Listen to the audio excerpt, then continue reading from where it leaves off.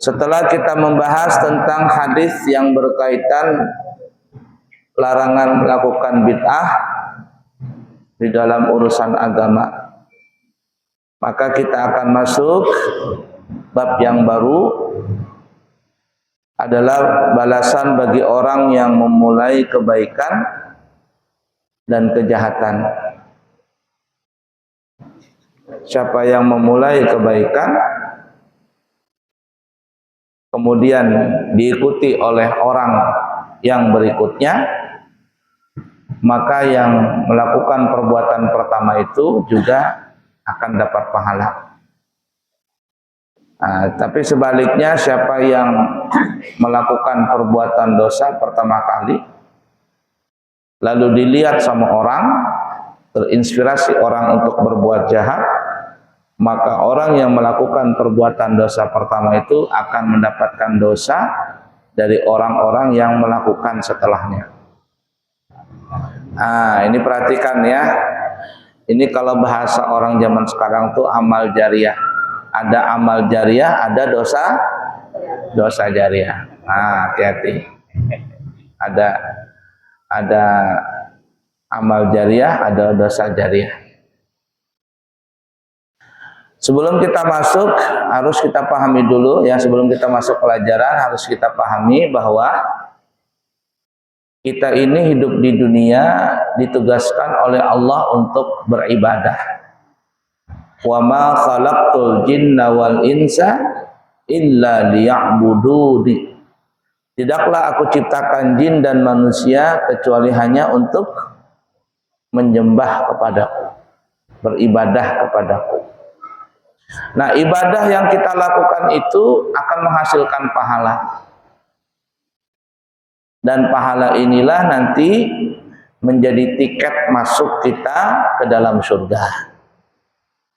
Tiket untuk masuk ke dalam surga. Ibadah yang menghasilkan pahala itu, kata ulama, secara garis besar terbagi menjadi dua. Ada ibadah yang menghasilkan pahala jangka pendek. Yang kedua, ada pahala dari ibadah yang menghasilkan pahala jangka panjang. Nah, adapun yang pertama, ibadah yang menghasilkan pahala jangka pendek itu maksudnya apabila kita melakukan ibadah itu kita mendapatkan pahala. Tapi kalau seandainya kita tidak mengerjakannya, ya sudah, hilang pahalanya dan tidak terulang lagi. Hari ini, hari besok itu bukanlah hari ini, dan begitu juga hari ini adalah bukan hari kemarin. Nah, contoh pahala ibadah jangka pendek itu seperti kita melaksanakan sholat 5 waktu, sholat sunat, puasa Ramadan, puasa sunnah. Itu contoh-contoh ringan daripada ibadah yang menghasilkan pahala jangka pendek. Kalau kita ingin dapat pahala, kerjakan. Setelah selesai kita melaksanakan ibadah, maka selesai juga pahalanya. Dan ketika meninggal dunia, dalam kubur kita tidak ada lagi mendapatkan pahala dari salat yang pernah kita kerjakan, dari puasa yang pernah kita kerjakan. Habis. Dia sampai di situ aja pahalanya. Nah, kemudian yang kedua ada pahala jangka panjang. Walaupun kita sudah selesai melaksanakan ibadah itu pahala terus berjalan. Walaupun kita sudah meninggal dunia, itu pahala terus berjalan, nggak pernah berhenti sampai hari kiamat. Nah, bagaimana pahala jangka panjang itu? Disebutkan dalam riwayat hadis, idza mata ibnu Adam inqata'a amaluh.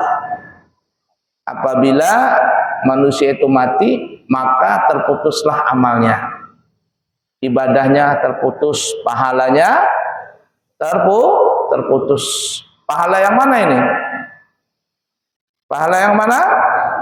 Pahala jangka pendek. Dalam kubur gak ada salat lagi, gak ada puasa dan sebagainya. Illa min salas, kecuali 3 hal. 3 pahala, 3 ibadah yang pahalanya itu terus menerus, nggak pernah habis. Apa itu? Pertama, shadaqatun jariyah, sedekah jariyah.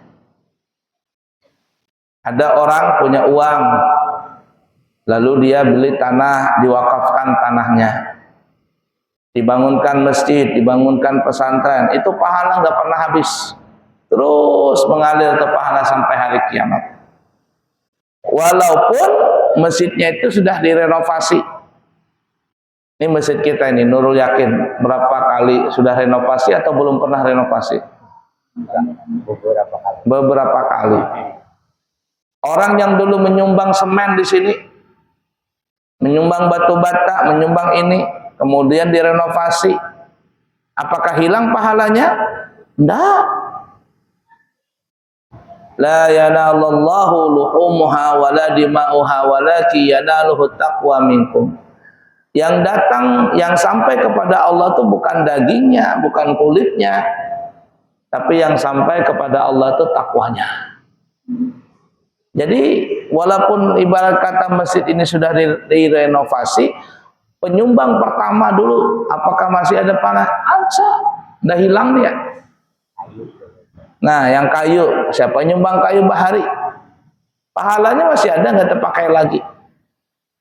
Cuman kayu itu kalau seandainya masih terpakai, digunakan lagi. Kalau nggak bisa terpakai, disumbangkan ke lain. Itu yang nyumbang mimbar tuh, nah. Siapa bahari? Apakah hendak dipakai lagi tuh pahalanya habis? Nah, masih ada itu pahalanya. Apalagi kalau ada yang menyambut mimbar itu. Ya, ada yang menyambut mimbar itu. Masjid manakah lagi menyambutnya? Terus pahalanya nggak pernah habis. Ya, amal jariah itu berarti. Apalagi yang kedua, ilmun yuntafa'u bih, ilmu yang diambil manfaat. Ada orang belajar, kemudian dia mengamalkannya, kemudian dia mengajarkannya. Maka orang yang belajar itu akan mendapatkan pahala dari orang yang dia ajarkan. Nah, itu untungnya cita-cita kalau mau jadi guru bagus. Mau jadi apa? Cita-cita jadi guru, jadi ulama. Bagus. Kenapa? Karena kalau seandainya kita punya murid nih ya, punya murid. Umpama satu aja lah, satu. Kita ajarkan murid kita itu membaca Fatihah. Lalu dia betul baca Fatihahnya. Lalu anak santri ini, anak murid ini sholat ya Allahu Akbar. Sholat zuhur, ada berapa kali baca Fatihahnya? 4 kali. Maka gurunya duduk-duduk di rumah santai-santai, transferan pahala ke tabungannya. Pahalanya Fatihah. Nah, itu tuh untungnya jadi guru. Ilmu yang bermanfaat. Kemudian yang ketiga, awaladin salihin yad'ulah, atau anak. Nah, tapi anak ini syaratnya ada 2. Pertama saleh, yang kedua mendoakan kedua orang tuanya. Anak ini bisa anak kandung, bisa anak angkat, bisa anak asuh, bisa anak murid. Nah, makanya kalau guru tanya, wali apa? Wali murid katanya. Karena di dalam Islam, kata ulama kita, orang tua kita itu ada 3. Ada berapa? 3. Pertama, orang tua biologis kita. Orang tua yang melahirkan kita, darah daging kita. Yang kedua, mertua kita.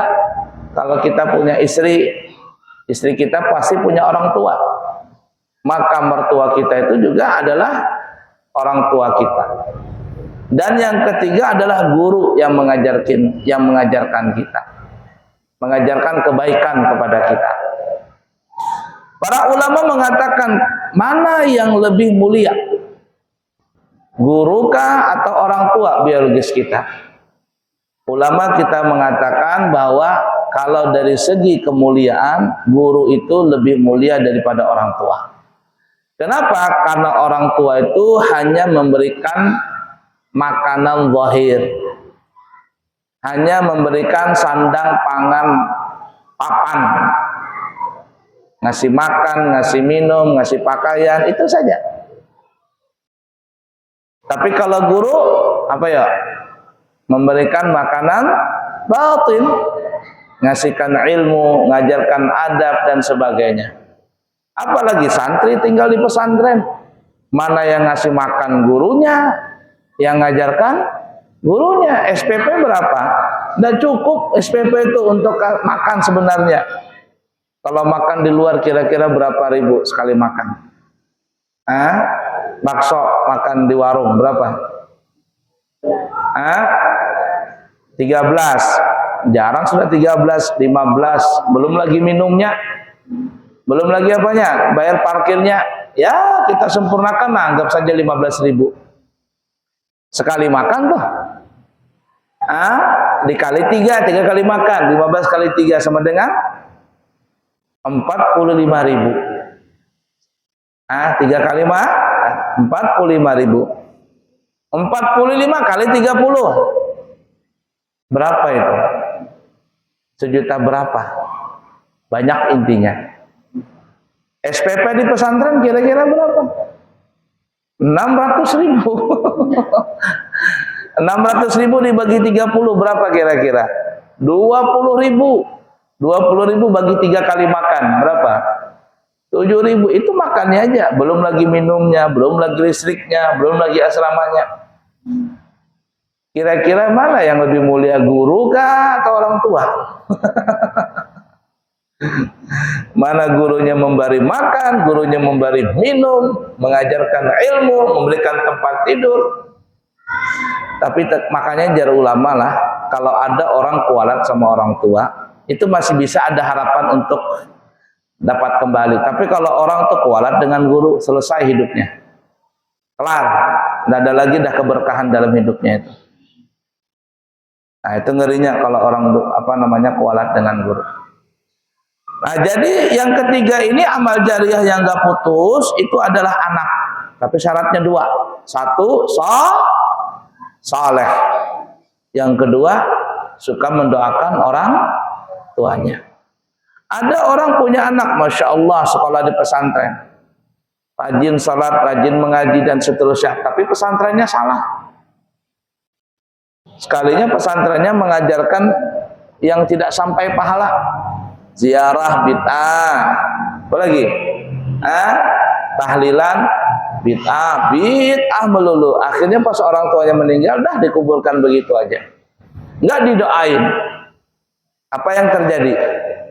Maka kurang sempurna. Nah, sebaliknya ada orang punya anak, Masya Allah, anaknya suka mendoakan orang tuanya, bikin tahlilan, bikin doa arwah, tapi anaknya nggak sholat, anaknya nggak puasa. Ada nggak seperti itu? Ada juga manusia. Ya, bikin tahlilan malam ini, arwahan, orang masjid dipanggil, manggil santri, bertahlilan, yang hadir 100 orang, ngasih makan, ngasih minum. Tapi anaknya membuat makanan, dia nggak sholat, dia nggak puasa. Maka ini tidak sempurna. Nah, oleh karenanya syarat yang anak ini syaratnya 2. Pertama saleh, dan yang kedua suka mendoakan kedua orang tuanya. Itu 3 hal itu tadi adalah pahala jangka panjang, nggak pernah putus pahalanya. Apa yang pertama tadi?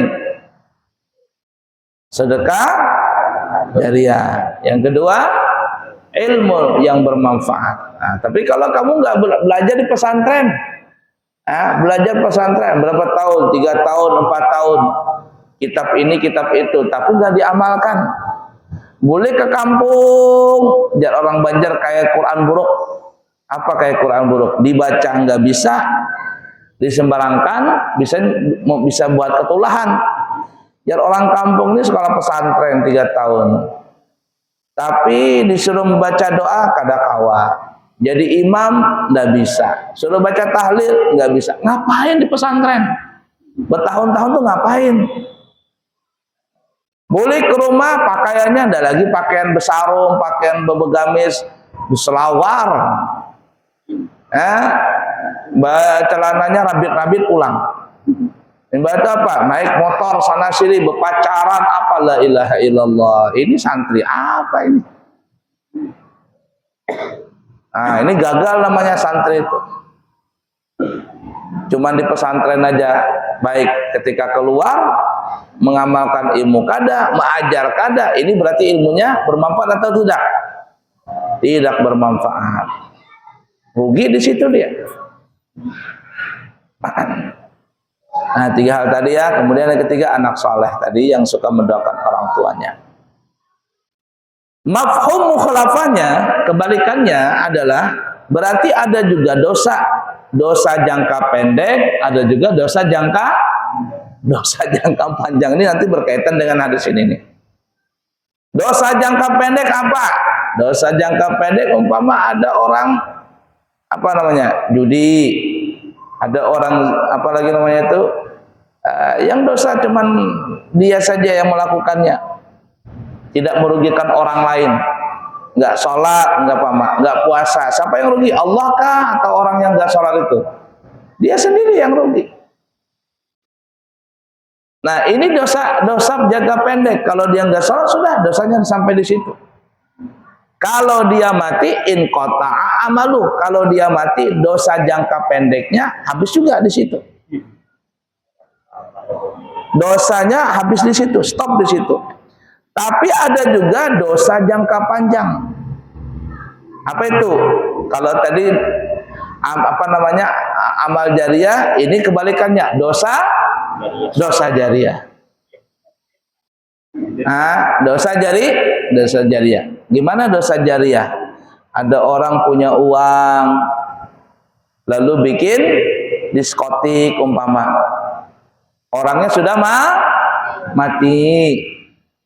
Dari pertama kali niat membangun, di situ sudah dosa dia. Terus dia bangun, beli tanah, beli ini, bangun diskotik. Tiap malam orang berbuat maksiat di situ. Lah dia mati, dosanya ngalir terus.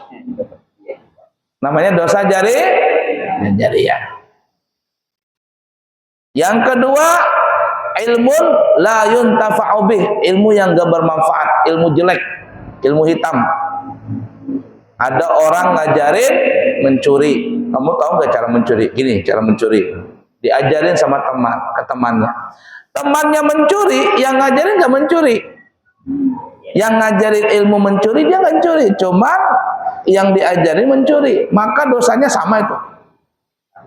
Yang mencuri dosa, yang tidak mencuri dapat aliran dosa. Yang ngajarin pacaran nih, siapa ini caranya begini nih. Kalau mau ketemu santri putri caranya lewat sini, lewat situ.